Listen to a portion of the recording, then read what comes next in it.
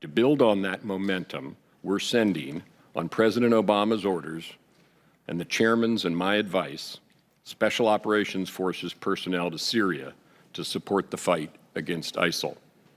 American special operators bring a unique suite of capabilities that make them force multipliers. They will help us garner valuable ground intelligence, further enhance our air campaign, and above all, enable local forces that can regain and then hold territory occupied by ISIL. Where we find further opportunity to leverage such capability, we're prepared to expand it. Next, in the south of Syria, we're also taking advantage of opportunities to open a southern front on ISIL by enabling fighters trained and equipped by us and other coalition partners to conduct strikes inside Syria. Interesting, right? Our Pentagon correspondent Barbara Starr joins us now. So when Ash Carter says he wants to send more special ops forces into Syria, how many is he talking about?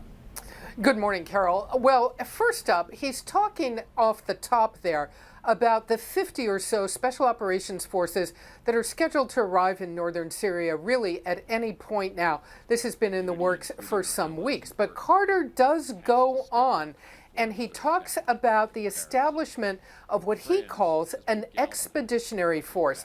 Very important bureaucratic words, but very important military words.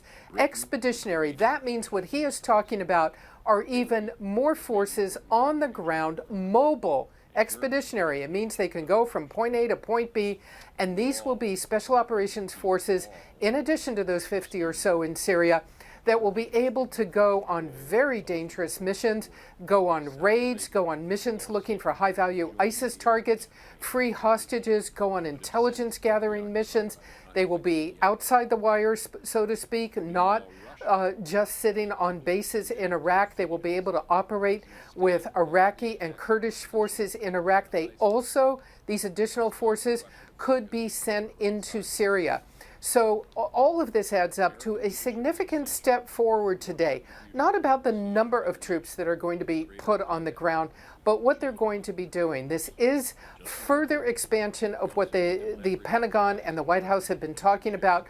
What Carter is really trying to accomplish here today is list a number of initiatives to show forward movement. They have been facing some withering criticism from Republicans and Democrats that they're just simply not doing enough to fight ISIS. Now today, giving us this list of initiatives, this list of what they're calling accelerants to try and show some really rapid forward movement.